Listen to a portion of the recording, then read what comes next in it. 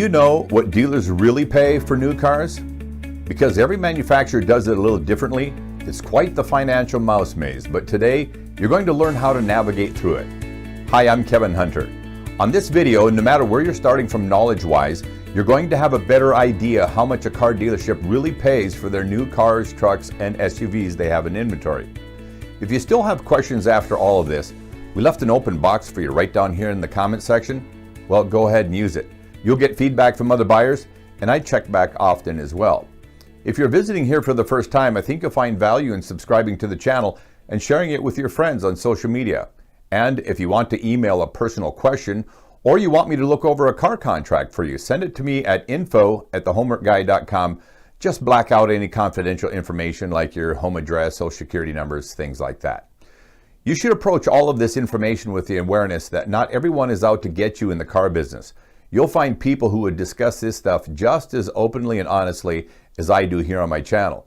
You just have to ask, but be aware that some dealers will automatically fire people for helping you too much, so not every member of a sales staff, even if they really wanted to, can help you without first finding a private place to do it. All right, let's get started. Today I'm going to cover Monroney sticker, also known as window sticker, dealer invoice, holdback, addendums, manufacturer rebates, auto show rebates, which are basically the same as manufacturer rebates but deserve their own category, dealer cash, coupons, and finally, month-end bogeys from the manufacturer to the dealership. Nobody can tell you what dealer cost is right down to the penny. You have to know exactly what the invoice is. You must know what holdback will be paid. You must see month-end bonuses from the manufacturer, and you must know about any other incentives like dealer cash, targeted promotions, etc. as they apply to the specific vehicle you're looking at today. That's constantly a moving target. Quite often, even the dealer owner doesn't have quite the exact math without talking to members of his staff, and even that will get him only close. That's exactly what I'm going to do here today. Help you figure out how to get close. Let's start with the well-known Monroney sticker, also known as the window sticker or MSRP, Manufactured Suggested Retail Price. This is the recommended selling price that automakers give a new car. Everything starts with this number, but while a dealer uses MSRP in their pricing methods, it's not to be confused with invoice price on a car. There can be a lot of money difference between invoice and MSRP, so if you're about to start negotiating, don't waste your time by starting off from MSRP. When you make this mistake, the dealer has you behind the 8 ball. Number 2, dealer invoice. Invoice price, sometimes referred to as dealer cost, is the price that appears on the invoice that the manufacturer sends to the dealer when they receive a car from the factory. Invoice price is the amount commonly quoted to customers as the actual price the dealer pays to the manufacturer, but if that were true, we could end the video right here. A few things to be aware of. The dealer invoice usually includes a fee known as a destination charge, but sometimes it does not, so look closely. If a destination charge is on the invoice, you shouldn't be seeing a destination charge on your car contract. This is called the double dip, which some dealers do get away with and do it often. Don't get stuck paying for it twice. How can you make sure that you're getting the actual invoice? Well, there's definitely fakes out there. You're going to have to ask multiple dealers for an invoice on similar cars. Just make sure the equipment and trim levels are the same. Multiple copies allow you to compare others, and you'll figure out quickly who's being dishonest and who isn't actually giving you the real invoice.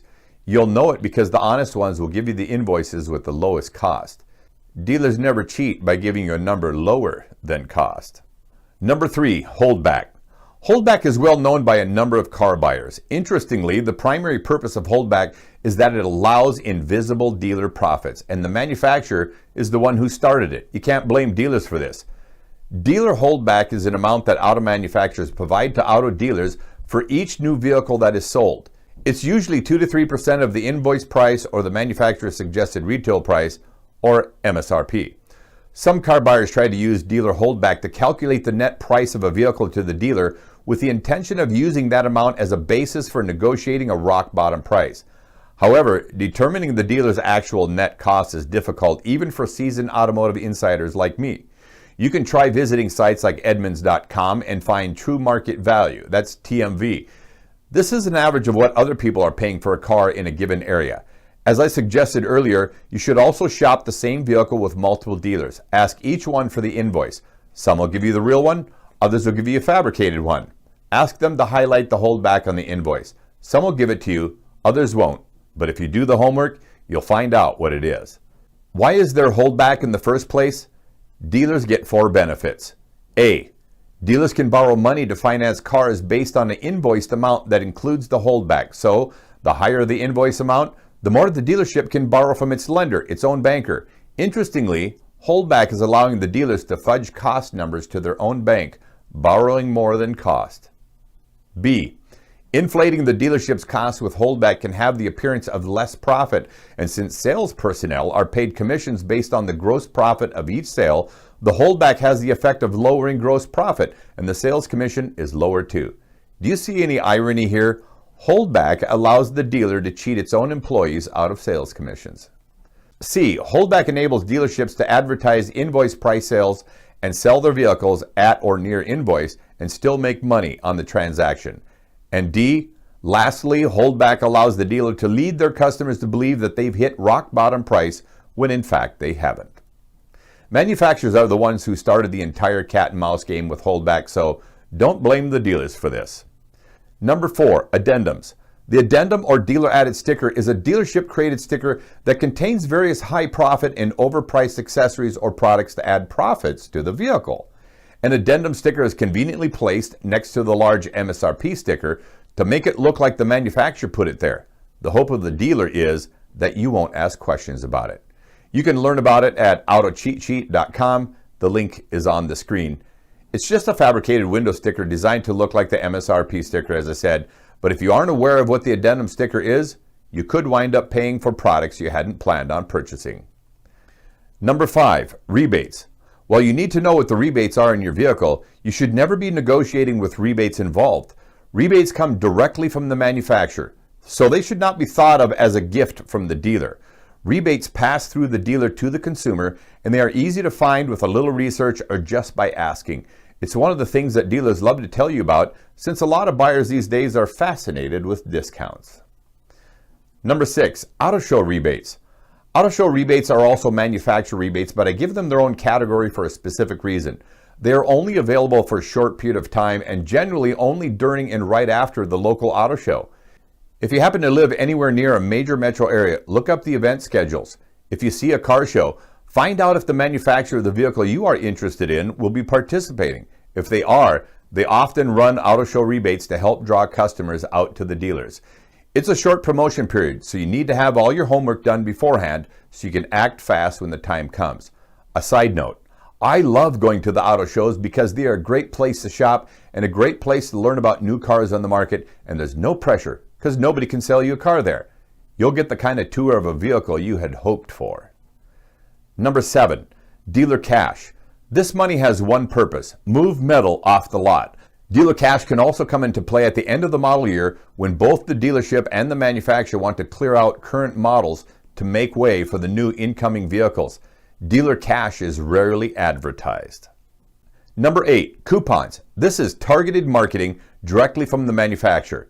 If you are a repeat customer of a given brand, you could receive a $500 coupon directly from the manufacturer, and it is legitimate. Again, you don't bring this up until you've negotiated your car price. This is your bonus discount directly from the manufacturer. You get to add it on at the end. Number 9, bogeys from the manufacturer, also known as bonuses for the dealer, hitting given monthly sales levels. The dealer hits these monthly bonuses all the time, but you're unlikely to ever find out how much it is. If you're talking to a dealer close to month end or year end, and you're wondering why they're so much more willing to negotiate with you now rather than another time, well, they have a monthly goal they're trying to hit, and your deal might just be that deal that puts them over the top, qualifying for a big fat bonus from the manufacturer. Industry slang for this is a bogey, but it's just what I've described, the month-end or year-end bonus. All right, so here's the bottom line. You wanted to know what any dealer really pays for the new car they have sitting on their lot. I gave you all the terms and things to look for.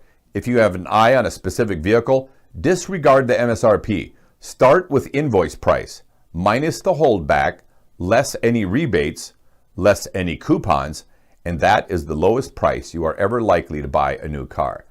The only lower price is a vehicle that also nets the dealer a bogey, and you're only going to find out about that at the last few days of the month or the end of the year, and suddenly you have a hungry dealer who wants to negotiate. There's one more thing that you should know, but it's completely unrelated to price. It does impact how much a dealer is going to work with you, however. I'm referring to the impact that a number of units sold at the dealership has on the type and quantity of vehicles they're able to order from the manufacturer in upcoming months. You see, if they don't move a given number of vehicles, they move down the pecking order for who gets first dibs on each vehicle coming out from their region from the manufacturer. Having a slow month could mean limited inventory choices in months to come. If you are car shopping on the last few days of the month and you have your options open, just ask the dealer if they have any particular units they're interested in moving. Don't be surprised if you find a vehicle they really want to go.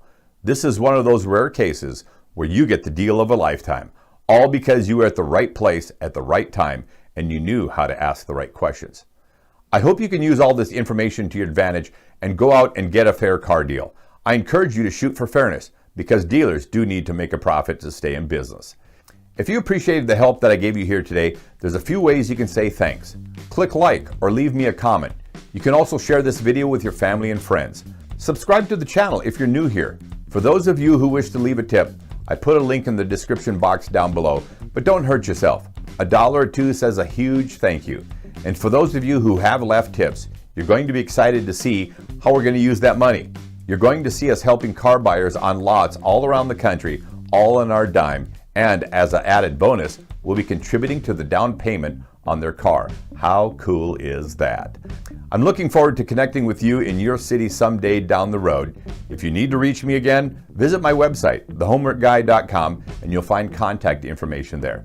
Well, now it's time for me to get back to the best part of my day. I have 3 little munchkins who need their daddy to play with them. I'm Kevin Hunter. Until next time, take care.